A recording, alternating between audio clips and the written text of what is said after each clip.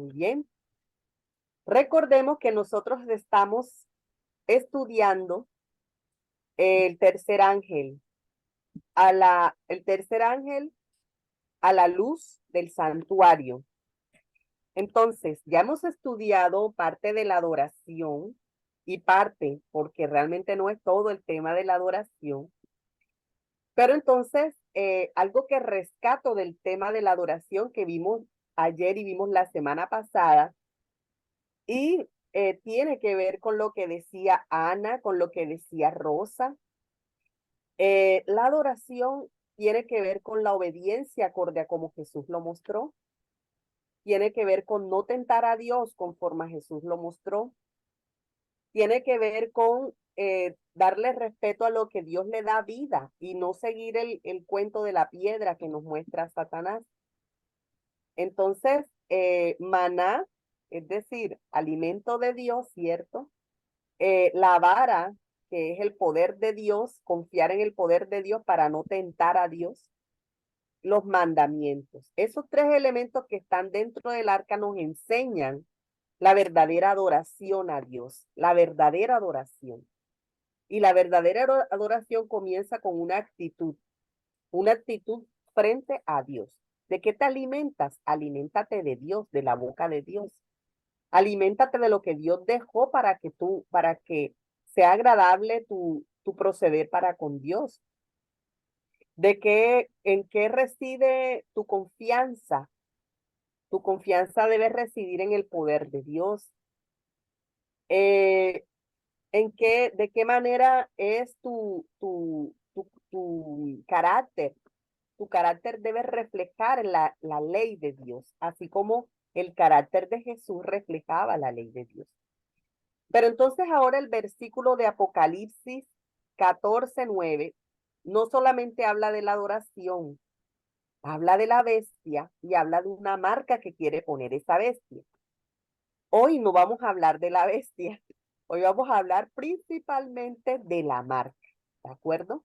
Entonces, Apocalipsis 14:9, que es donde hemos venido analizando, dice, y el tercer ángel lo siguió diciendo a gran voz: si alguno adora a la bestia y a su imagen y recibe la marca en su frente, como decía Erika, y en la mano, en su mano. Y obviamente Apocalipsis 10 sigue diciendo la amonestación. Apocalipsis 13, es decir, el capítulo anterior, del 14 al 17, contextualiza un poco más esa marca que coloca la bestia. Lo interesante es que la bestia sí coloca la marca, pero no directamente, la coloca a través de su imagen. Es decir, el autor intelectual de la marca es la bestia, pero el actor operativo es la imagen de la bestia. Y esto tiene que ver con las dos bestias de Apocalipsis 13, una que sale del mar y otra que sale de la tierra. Entonces, si nosotros vamos a Apocalipsis 13 al 14, nosotros podemos empezar a leer a partir del 14 de la siguiente manera. Dice, y engaña a los moradores de la tierra con señales que se le ha permitido hacer en presencia de la bestia. Es decir, estamos hablando de la imagen de la bestia. Parafraseándolo, podemos decir, la imagen de la bestia engaña a los moradores de la tierra con las señales que se le ha permitido hacer en presencia de la bestia, mandando a los moradores de la tierra que le hagan imagen a la bestia que tiene la herida de espada y vivió. Y se le permitió infundir aliento a la imagen de la bestia para que la imagen hablase e hiciese matar a todo el que no la adorase. Y hacía que todos, pequeños y grandes, aquí se meten a los niños, aquí se meten a los adultos, aquí se meten a los ricos, aquí se meten a los pobres, aquí se meten a las personas independientes en sus trabajos, las personas independientes en su vida, y de pronto ahora mismo en esta época no hay esclavos, eso hay que replantear. Y aquellos esclavizados por su trabajo, se les pusiese una marca en la mano derecha o en la frente y que ninguno pudiese comprar ni vender sino el que tuviese la marca o el nombre de la bestia o el número de su nombre. Entonces, ¿por qué, aunque la hermana Silvia habló de algo específico que tiene que ver con el sábado, Apocalipsis 13 nos alimenta de otros elementos, porque habla de la bestia, de la marca y habla del nombre, lo cual tiene que ver con el carácter también y el número de su nombre. Entonces, aquí hay muchos elementos que alimentan lo que está en Apocalipsis 14:9. Y vamos a comenzar de la siguiente manera. Bueno, dijimos que no íbamos a hablar de la bestia, porque eso necesita más explicación. Pero, acorde a lo que nosotros hemos estudiado aquí, porque somos personas estudiosas, voy a dejar de compartir un momentito como para que compartamos. Lo sabemos, más la explicación viene después. ¿Quién es la bestia y quién es la imagen de la bestia? Los que no han participado, Nafer, Miguelito, ¿quién es la bestia y quién es la imagen de la bestia? Nada, se quedaron calladitos. John, La, be- la- la bestia es el papado y y, la imagen de la bestia, según la profecía, son los Estados Unidos, pero todos los Estados Unidos, o sea, las personas de los Estados Unidos y todo el mundo, los protestantes. los protestantes, interesante, vamos a escuchar por aquí, Elsie. Gracias, Miguel. Elsie se cayó. La bestia es el sistema que está manejando Estados Unidos, sistema de gobierno de Estados Unidos. La bestia o la imagen de la bestia. La bestia, bueno, de lo que yo les estoy leyendo aquí, para mí la bestia es el sistema que maneja el papado conjuntamente con Estados Unidos. Es un sistema político y donde está también unido con el sistema religioso. Bueno, entonces aquí él sí nos dio una luz, una luz un poquito más de luz. Un sistema político religioso, ¿cierto? Político religioso. Pero recordemos, a ver, como es político religioso, no podemos decir los Estados Unidos porque está lleno de gente, como tampoco podemos decir la religión católica porque hay demasiada gente y realmente son quienes manejan los hilos, El los sistema. hilos administrativos. A ver, vamos a ver, ¿quién más levantó la mano? Luz Buenos Miriam. días. Buenos días, Ah, David. ¿Cómo hiciste? Bien. Estamos buenos aquí días. viendo, digamos que no estamos estudiando la bestia porque el foco es la marca. Pero para poder entender la marca hay que tener claro quién es la bestia y la imagen de la bestia. Aquí vas a comentar, David. Pocas palabras. Sí, señora, buenos días para todos. En lo que hemos estudiado y en lo que la palabra de Dios da luz, es que es un sistema político y religioso que domina al mundo y lo engaña. Y en este caso, todas las características, que son 21 en total, se cumplen en el poder romano del papado. Es decir, ese sistema es el que engaña al mundo llevándolo a una falsa adoración. Ahora, la imagen de la bestia se levanta en Estados Unidos, pero no es Estados Unidos porque Estados Unidos es la segunda bestia de Apocalipsis 13. No puede ser la imagen y no puede ser la bestia segunda al tiempo. Pero sí es un sistema que está obedeciendo o haciendo ejecutar en el mundo todas las órdenes de la bestia. En este caso, está en el corazón de Estados Unidos y lo que hemos entendido y hemos estudiado inequívocamente se refiere a la ONU, que es la que ha confederado todo el poder de toda la política confederada en el mundo, en ese sistema, y también el poder religioso apóstata. Por eso se representa como una mujer que monta a una bestia en Apocalipsis 17. Entonces, para mí es el sistema de la ONU. Muy bien, muchas gracias, David. Veo otra opinión interesante, interesante de revisar. Lo revisamos cuando vayamos a ver las especificaciones de la bestia y de la imagen de la bestia. Por ahora vamos a tomarnos de pronto con esa noción simple para que sepamos de qué estamos hablando. ¿Y de qué estamos hablando? Correcto. La bestia es ese sistema político religioso que viene con el papado romano. Lo sabemos por las características que nos muestra la Biblia de que es el papado romano, características que vienen, hay gente que dice desde Daniel, desde Isaías viene. Isaías menciona alguito, en Daniel se especifica mucho más, Apocalipsis lo muestra más claro, el agua. Entonces, eso lo vamos a estudiar cuando estudiemos la bestia. Pero sí, la bestia es ese político, ese sistema político religioso del papado romano. Sin embargo, hay algo que debemos recordar y que no debemos olvidar en este tiempo.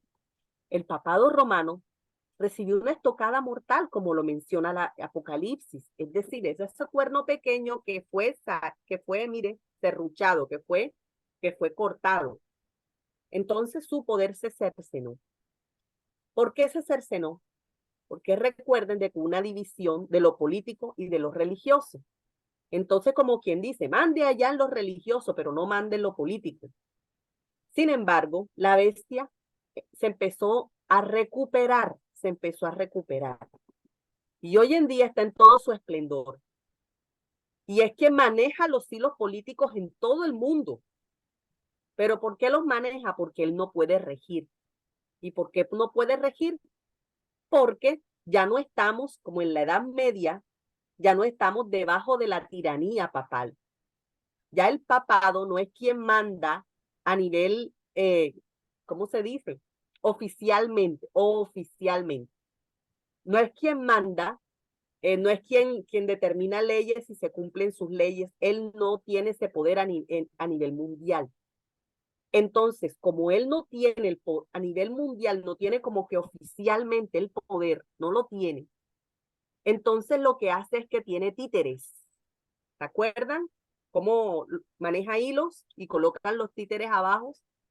Él tiene títeres que sí puede manejar para que se cumpla lo que la bestia quiere. ¿Quiénes son esos títeres? Son otros poderes políticos religiosos que se han arrodillado frente a la bestia porque la bestia tiene gran poder económico, tiene gran influencia política. Entonces, el principal títere que se le ha acostado a la bestia, al papado romano, ha sido también un sistema político económico en los Estados Unidos. Pero nosotros acostumbramos a decir Estados Unidos, pero Estados Unidos es mucha gente, así como no decimos es la religión católica, sino el papado romano. En Estados Unidos es el sistema de gobierno de los Estados Unidos. Han tomado decisiones basadas en ¿cómo se llama esto? En las alianzas, en la mancomunación que tiene con el papado romano. Entonces, vamos a mirarlo ahora de esa manera, aunque después estudiemos con profundidad otras cosas, pero la bestia, el papado romano. La imagen de la bestia es quien le permite al papado romano actuar, es decir, por eso es una imagen, porque se refleja elementos de la bestia. Entonces, la imagen de la bestia es un sistema también político que hace cumplir las leyes que quiere que se cumpla la bestia. Entonces, por ahora, es el sistema político económico de los Estados Unidos. ¿Qué vemos aquí? Voy a volver a presentar. ¿Qué vemos en lo que nosotros estamos mirando? Vemos que aquí hay un dominio a nivel mundial. Un dominio. Y en algún momento dice que la bestia le infundió aliento a la imagen de la bestia, o sea, el poder del papado romano, que como no estamos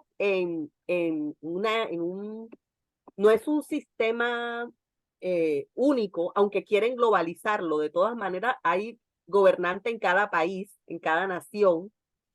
Entonces, no es un sistema único como en el pasado, y razón por la cual la bestia no tiene, está cercenado en su poder, tiene que actuar a través de otro poder, y por eso es que le da aliento a la imagen de la bestia, ese poder político religioso, ese poder político económico de los Estados Unidos, para que el gobierno de los Estados Unidos hablase y hiciese matar. En un momento va a ser matar a todo el que no la adorase. A todo el que no adorase a la bestia.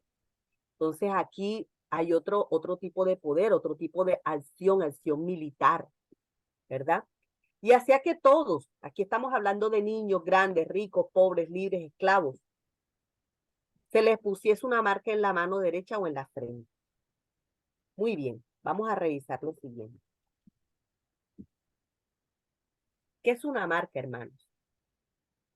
El diccionario en español define la marca, que es una señal que se hace sobre una cosa y sirve para distinguirla o identificarla. Una señal sobre algo que sirve para identificar. Si de repente nosotros hiciésemos unas camisetas y colocamos el logo de Entendidos en los Tiempos, eso es una marca.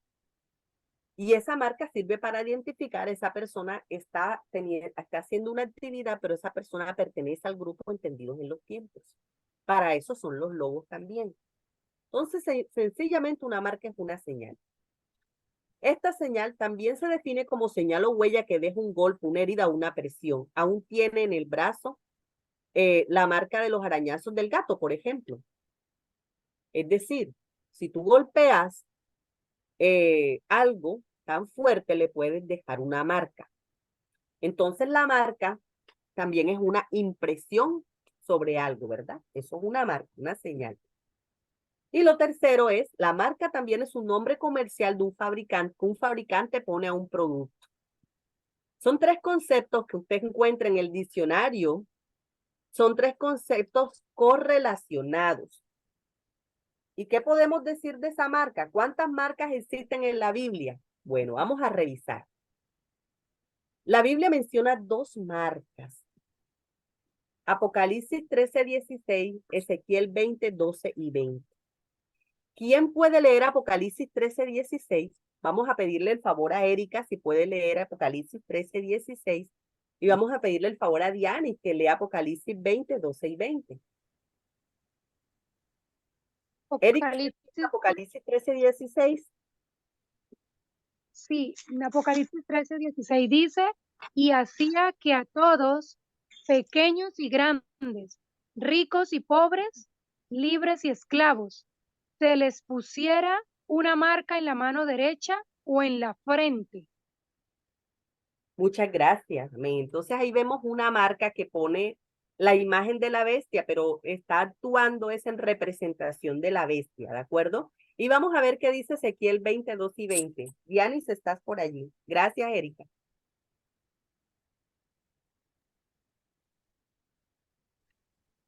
Y les di también mis días de reposo, para que fuesen por señal entre mí y ellos, para que supiesen que yo soy Jehová, que los santifico.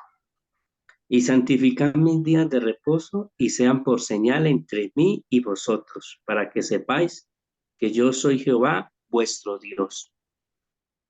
Muchas gracias, John. Muy amable. Si hay 2 marcas, tiene que haber 2 dueños. El día de ayer y la semana pasada habíamos visto de que todo el conflicto, o sea, detrás del conflicto, los principales actores del conflicto es Satanás en contra de Dios. Y lo vimos en las tentaciones de Jesús.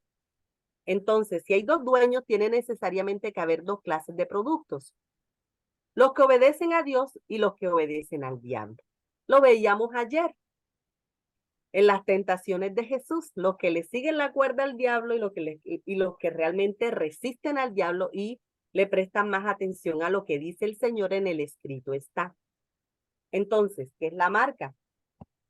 Bíblicamente la marca es una impresión, ¿qué es la marca? La marca es una impresión que hará una distinción de lealtad a la bestia, algo característico que indica que el que lleva esta marca adora a la primera bestia cuya herida mortal fue curada. Recuerden que acorde a Apocalipsis 13, lo que leyó Erika, Apocalipsis 13:16, La marca fue colocada en la frente y en el brazo. También lo indica Apocalipsis 14, el tercer ángel. Es decir, Apocalipsis 14:9. Es una impresión de lealtad a la bestia, pero recuerden de que esta impresión no la coloca la bestia. La impresión la coloca, la obliga, es la imagen de la bestia. El gobierno de los Estados Unidos, la parte administrativa de los Estados Unidos, es quien presiona para que la gente tenga esa marca en la mente, y en la frente y en el brazo. Pero al colocársela a las personas, realmente la lealtad no es para con los Estados Unidos, la lealtad es para con la bestia. Y como lo vimos también en Apocalipsis 13, 2 y 4, búsquenlo en sus Biblias, detrás de la bestia también hay otro poder mayor, y es el poder del dragón, que le dio un trono y le dio autoridad a la bestia. Y el dragón, ahí en Apocalipsis 3, 13, 16, 13, 4, ¿quién lo puede leer, por favor? Erika, ¿lo tienes a la mano? Apocalipsis 13:4. Sí, dice, y adoraron al dragón que había dado autoridad a la bestia, y adoraron a la bestia diciendo, ¿quién como la bestia y quién podrá luchar contra ella? Muchas gracias, Erika. Muy bien, entonces ahí vemos que aquí vemos que hay una persona actuando con poder, pero hay un ser, un ente actuando con poder, pero detrás de ese ente hay otro, y detrás de ese ente hay otro. Entonces aquí tenemos al gobierno, a la parte administrativa de los Estados Unidos, actuando con poder para colocar una marca, y esa marca, una marca de lealtad y de adoración a la bestia. Entonces vemos un segundo poder que realmente está manejando a los Estados Unidos, que es la bestia, el poder papal, pero realmente el poder papal es un títere ¿de quién? Del verdadero gestor intelectual de toda una cadena de poderes que se llama el dragón. El dragón es el que está detrás de todo. Y el dragón es el que quiere que realmente le adoren. Entonces, la lealtad que busca el dragón es para con la bestia y es para con la imagen de la bestia. Ay, esto está molestando, qué pena con ustedes. Voy a dejar de compartir. Esto me está molestando un poquito.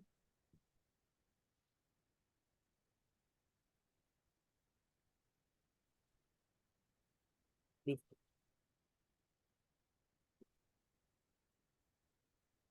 Muy bien.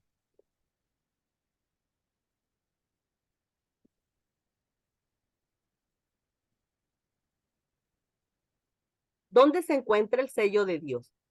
Isaías 8:16 dice, ata el testimonio, sella la ley entre mis discípulos.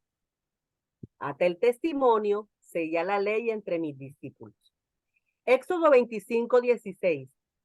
Y pondrás en el arca el testimonio que yo te daré. Todo lo que tiene que ver con testimonio, todo lo que está escrito en las dos tablas de la ley.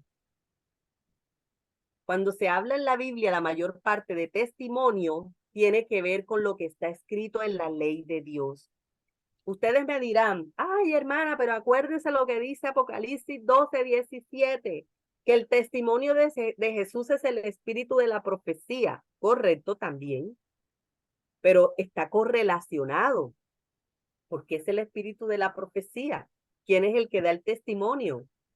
Porque la Biblia la reveló cuando empieza la escritura de Apocalipsis, por ejemplo, dice que es el testimonio de Jesús que se le dio a quién, se le reveló a Juan a través del ángel, ¿verdad? Entonces, el testimonio, la palabra testimonio, tiene que ver con la ley de Dios. Entonces, aquí empezamos a hablar del santuario porque tiene que ver con lo que hay dentro del arca. Lo veíamos ayer, ¿se acuerdan? Lo veíamos el fin de semana pasado. ¿Por qué? Porque el dragón, como lo acaba de leer Erika, quiere a la larga es la adoración, la adoración. Y era lo que Jesús, lo que el diablo buscaba con Jesús. Buscaba que Jesús le adorara.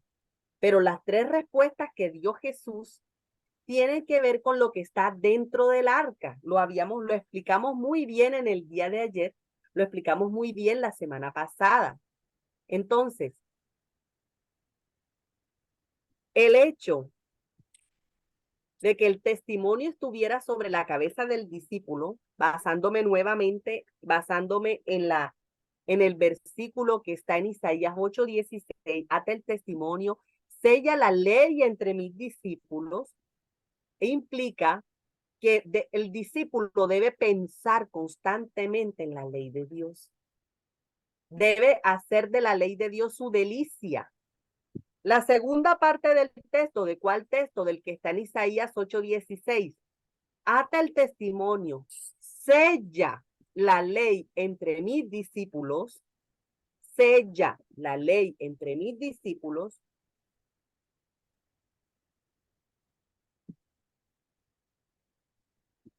La segunda parte del texto dice, sella la ley entre mis discípulos, que es un sello. Ahora sí vamos a hablar de cosas interesantes.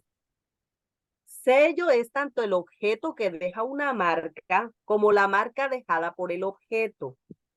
El sello era el anillo de los antiguos reyes, el tampón actual, el objeto que se utiliza para sellar un documento o objeto. Y la marca que deja ese objeto también se denomina sello. De hecho, cuando recibimos un documento que no tiene sello, dudamos de la autenticidad del documento. Con sello nos referimos a la marca dejada por el sello original. Muy bien. ¿Qué es un sello? Resulta de que desde tiempos memorables, tanto en el español como en el inglés, como en muchos idiomas, se le llama sello a dos cosas, tanto al objeto que va a dejar una marca como a la marca misma se le llama sello. Las dos cosas son sellos. Para que sea un sello, debe tener un dueño o debe representar una institución. Para que sea un sello, este dueño debe tener un dominio. Normalmente, quien pone sellos es una institución que tiene una autoridad, un territorio, una jurisprudencia. Entonces, esa marca que deja el sello, el cual cuando es una institución importante también se le llama sello. Fíjense ustedes, a veces uno va a presentar un documento y le dicen, no, este documento no es válido porque no tiene el sello.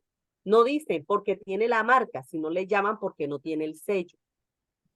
Entonces, quiere decir que una notaría, quiere decir que un consulado tiene suficiente poder político, tiene un territorio al cual una jurisprudencia, tiene un territorio donde está actuando su poder, y ese sello está representando una autenticidad, está representando un auspicio que le está dando a cierto documento cuando es un documento.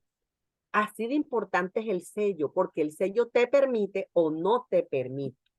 Entonces, en la antigüedad, el sello de los reyes estaba en su anillo. ¿Y hoy en día en qué está? Hoy en día también se le llama sello a estas estampas que nosotros vemos que colocan en diferentes instituciones, por ejemplo, gubernamentales, por ejemplo. Muy bien. En este texto de Isaías 8:16 vemos que la ley es lo que tiene que sellar a los discípulos. Por lo tanto, la Biblia dice que la ley es el sello que reciben los discípulos. La ley, los 10 mandamientos, es ese sello que reciben los discípulos. ¿Qué mandamiento del decálogo revela al verdadero Dios y autor de la ley?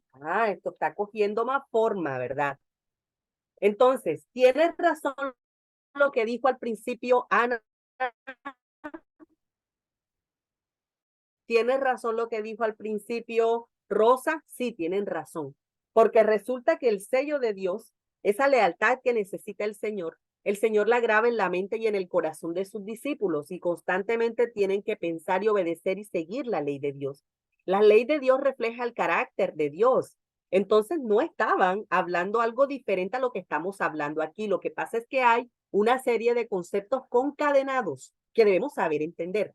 Entonces, Esa ley que coloca el Señor en sus discípulos y en el que meditan de noche y de día y que es un sello para el discípulo, muestra el carácter de Dios en sus discípulos. Pero ojo, también estamos hablando de que la ley de Dios son los 10 mandamientos. Y estamos hablando que hay un mandamiento que tiene en especial la característica de un sello, la característica de un dueño, la característica de un territorio, la característica de un poder. Entonces, Éxodo 20 del 8 al 11 dice de la siguiente manera, dice, acuérdate del día de reposo para santificarlo.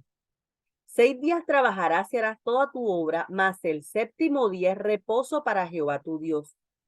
No hagas en él obra alguna, tú ni tu hijo, ni tu criada, ni tu siervo, ni tu hija, ni tu siervo, ni tu criada, ni tu bestia, ni tu extranjero que está dentro de tus puertas. Porque en 6 días hizo Jehová los cielos y la tierra, el mar y todas las cosas que en ellos hay, y reposó en el séptimo día. Por tanto, Jehová bendijo el día de reposo y lo santificó.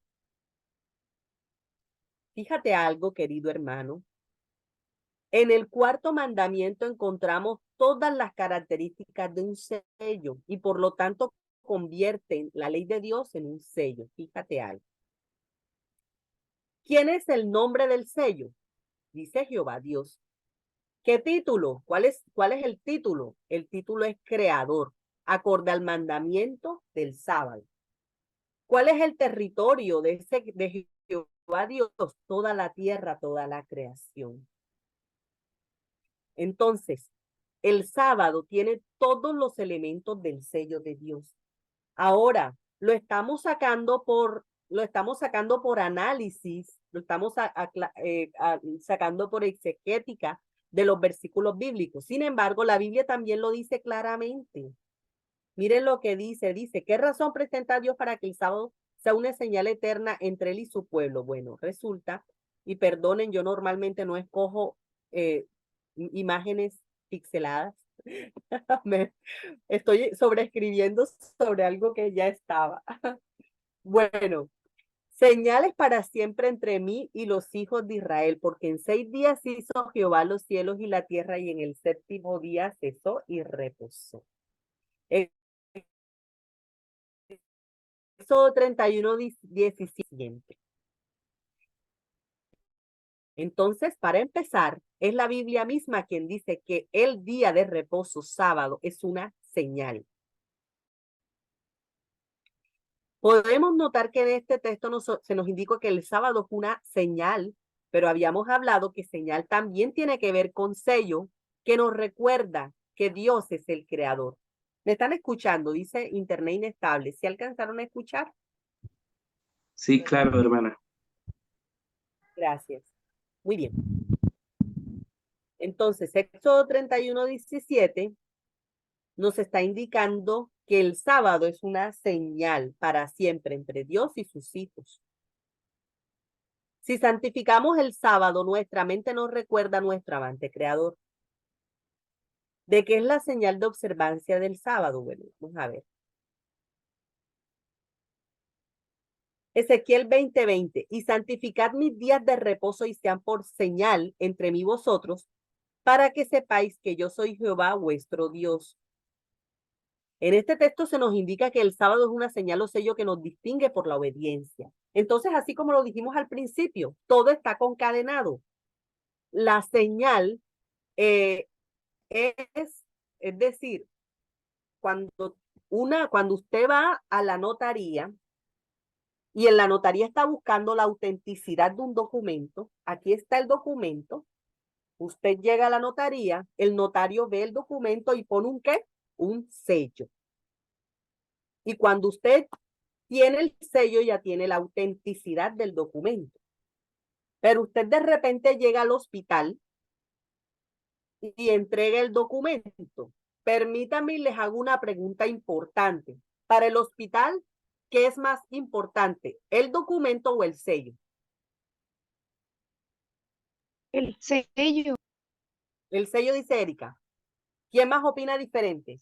El documento, mi hermana Yusi. El documento, dice María. ¿Por qué? Por ejemplo, Porque, sí, dígame, ¿por qué? dígame. Por ejemplo, están en el hospital necesitando, están necesitando un acta de función. En el documento están todos los datos de la persona que está en el hospital. Así es. Historia. Correcto. Entonces, ¿qué necesita el hospital? ¿El sello o el documento? El documento. El documento. Pero ¿qué pasa si ese documento viene sin sello de Bueno, un instituto? realmente No, necesita las dos cosas, porque si no, no tiene validez el documento. Bueno, Sí. entonces quiere decir que el sello es para la validez. Así vendría a ser. Ah, claro. entonces, entendamos lo que tratamos, lo que aquí se está tratando. Ay, otra vez. Qué pena con ustedes. Discúlpenme. Me está fallando aquí medio muevo algo aquí y enseguida voy a volver a presentar. Enseguida se sale.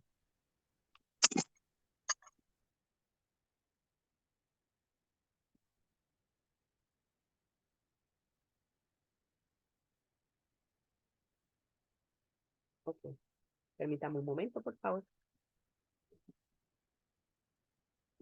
Voy a volver a preguntar. ¿Listo? Cuando usted lleva un documento, estoy poniendo un ejemplo al hospital, ¿qué es lo que le permite al hospital, por ejemplo, entregar a, yo no sé, estoy poniendo una situación ficticia, estoy poniendo una situación ejemplo, digamos de que el hospital necesita entregar un cuerpo, un fallecido, un familiar fallecido, y necesita un documento legal que usted lo tiene en su mano, pero que si usted lo presenta al hospital, el hospital le va a decir, sí, señor, eso es lo que necesitamos, pero no está autenticado. Entonces usted se va para él, se va para la, ¿cómo se llama? Se va para, Para la nota. La notaría. ya, no sé cómo se llamará allá en México o en Ecuador, donde está Elsie, o donde está nuestra Te vas amiga. al departamento legal a hacerlo legalizar basado en un sello. O sea, necesitamos las dos cosas porque si no, no hay autenticidad en el documento. Ok, pero entonces Elsie, vamos a revisar qué prima sobre qué por lo siguiente. El documento que está necesitando el hospital es los datos de quien falleció. No digamos el hospital, cambiemos lo del hospital, porque el hospital es quien da el acta y el acta es lo que permite que la institución legal, como tú dices, en este caso la notaría, coloque del certificado. Llamémoslo, digamos un seguro. Un seguro necesita, para que se cobre el seguro, necesita del documento y necesita de que sea certificado por una instancia legal. Entonces, te hago una pregunta. Si el notario pone un sello, pero en un papelito en blanco, ¿eso le sirve al seguro? Bueno, aquí realmente no se puede poner nada en blanco.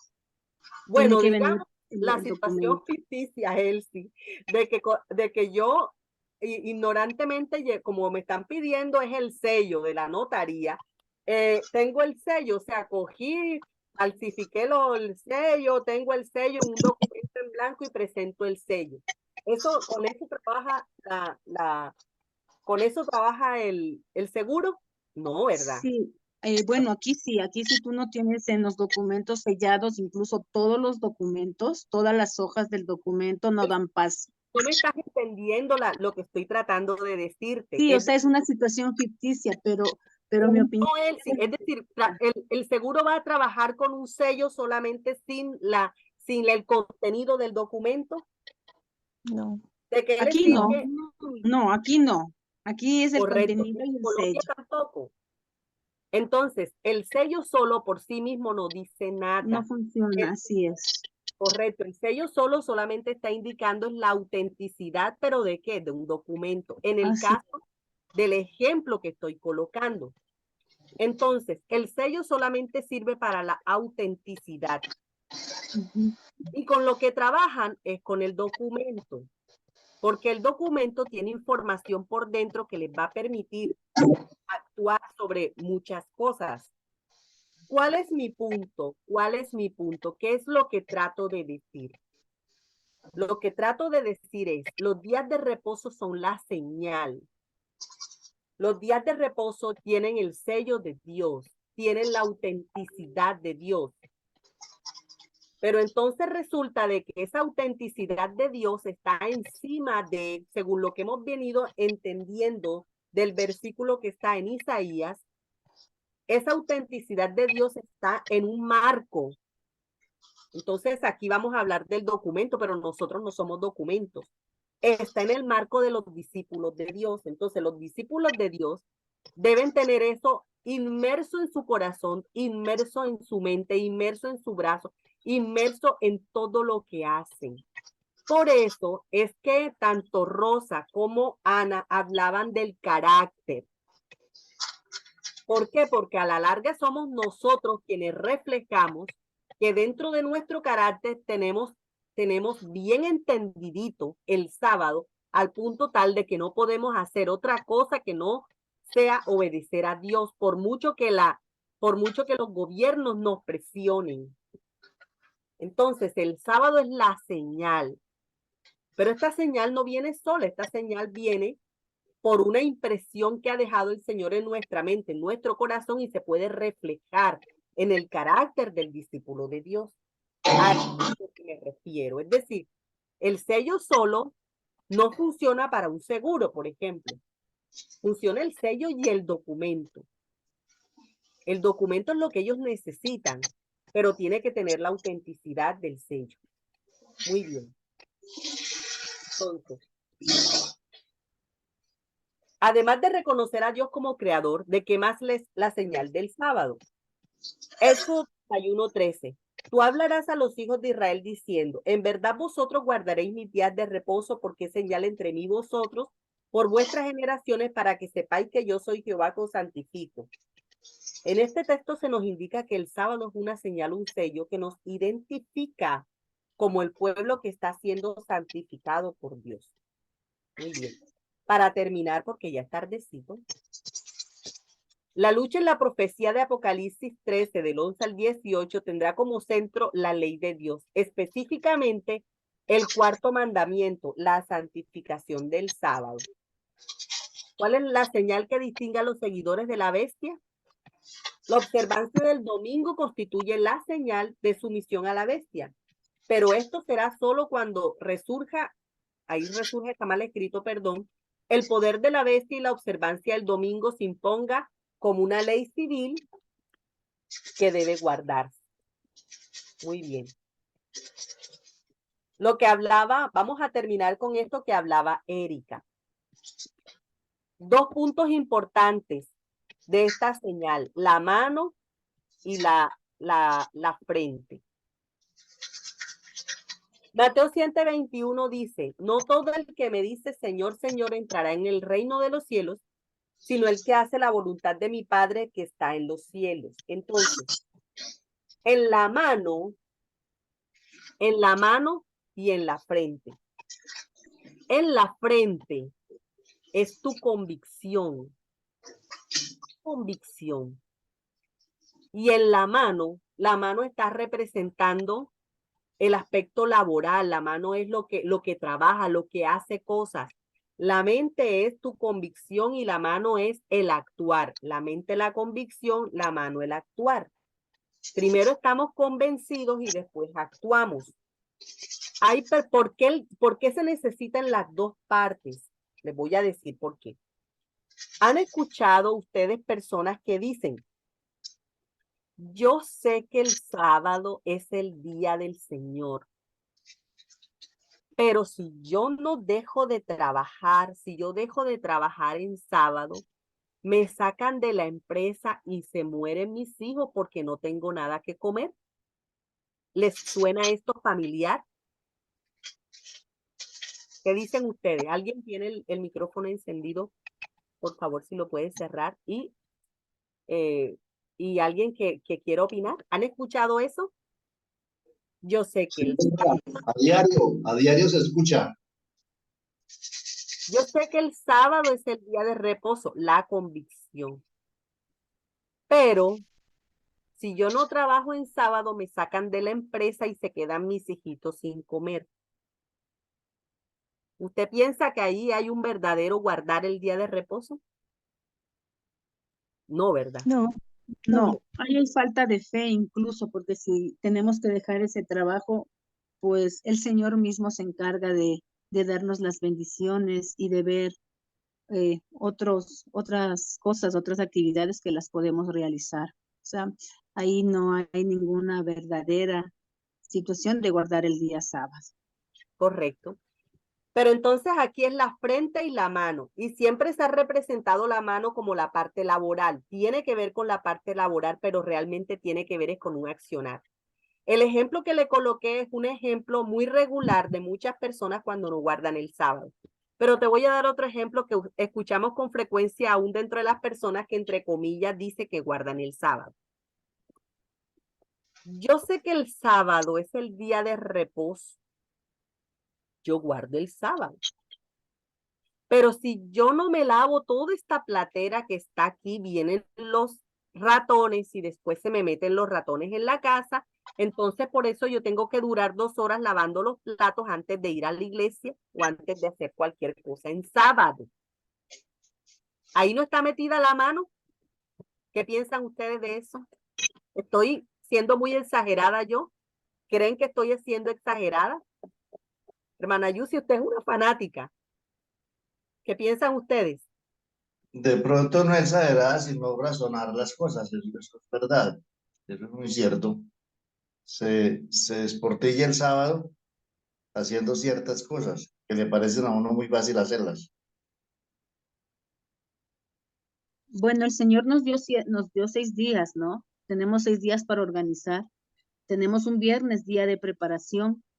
Yo sé que hay muchos que trabajamos y también hay muchas personas que tienen sus labores, pero yo creo que para el día sábado debemos dejar listo todo.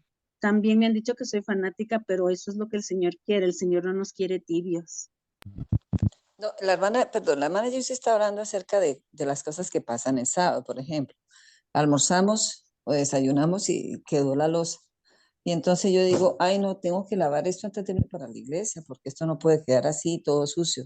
Se pasó algo en la casa, se ensució el piso, y entonces vemos la casa sucia y las que somos así un poquito dadas a ser trabajólicas, entonces, ay, no, la casa se ensució, vamos a echar una barridita, hoy es sábado, pero bueno, el Señor entiende que la casa está sucia y aquí Él debe morar, entonces debemos limpiar la casa. Cosas así sutiles pasan en sábado. Gracias, hermana Silvia. Muy amable por eso. A eso Recibiendo la marca en la mano. la marca en la mano, en la mano. Se nos ha dicho toda la vida en la iglesia adventista, la mano representa la fuerza laboral. Sí, representa la fuerza laboral, pero una mano representa el actuar. En la frente representa la convicción, pero la mano representa el actuar. Y la marca, el sello, la marca de la bestia es en la frente y es en la mano, en las dos, ¿verdad? Y el sello de Dios tiene que verse en todo el ser, en todo el ser, en todo tu carácter.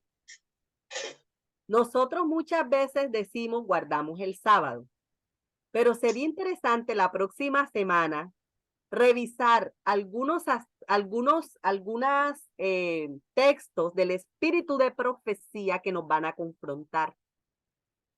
Porque cuando lo leemos ahí en el espíritu de profecía, y aquí que la mayoría de los entendidos en los tiempos entiende que ella no hablaba por sí sola.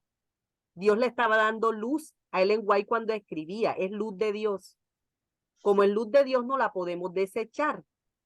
Para que nos confronte, porque no estamos, nuestro actuar, nuestra mano, parece que estuviera también con la bestia, en cositas que pasan del sábado. ¿Me hago entender?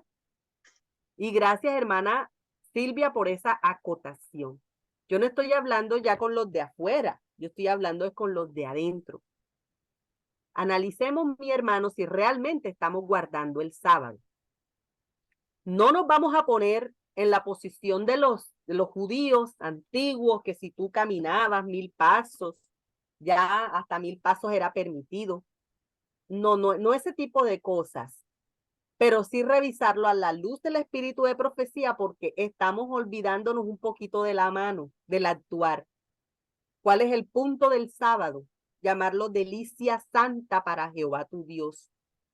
Entonces, ¿cuál es tu actuar? ¿Cuál es tu mano el sábado? ¿Está reflejándose el carácter de Dios de la manera como tú guardas el día de reposo?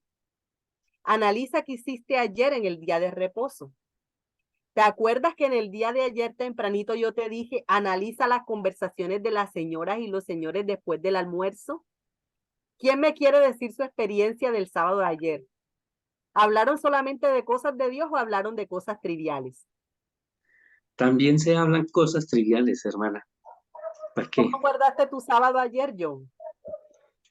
Bien, gracias a Dios, pero siempre se nos sale a hablar de cosas triviales, hermana.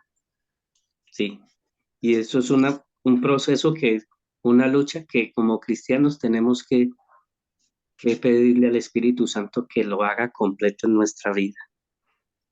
Y hablar de cosas triviales no es que esté del todo mal siempre y cuando algo trivial sirva para dar una enseñanza a tu vida espiritual. ¿Sí?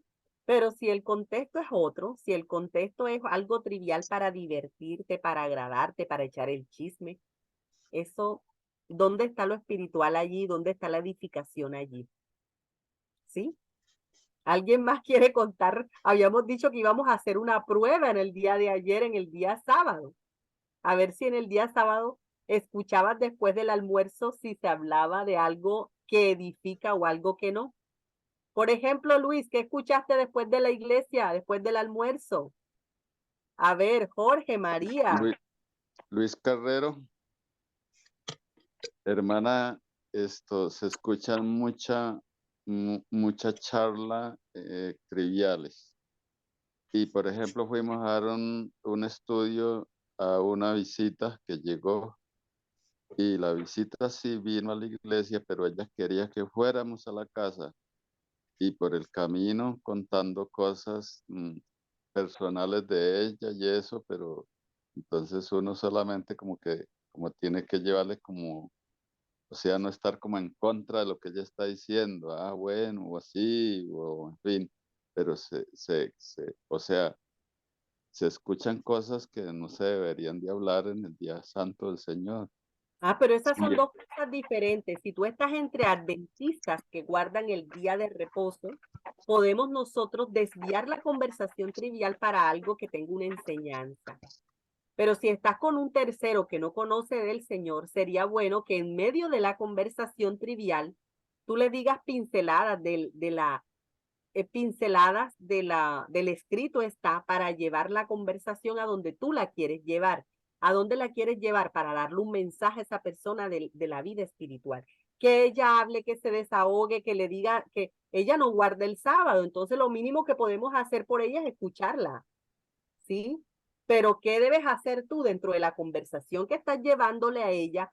Una pincelada que le haga a esa persona reflexionar acerca del Señor y de la ley del Señor. Aprovechar el sábado las conversaciones para ganar almas para Cristo. Pero yo no estoy hablando exactamente con un tercero, estoy hablando entre adventistas.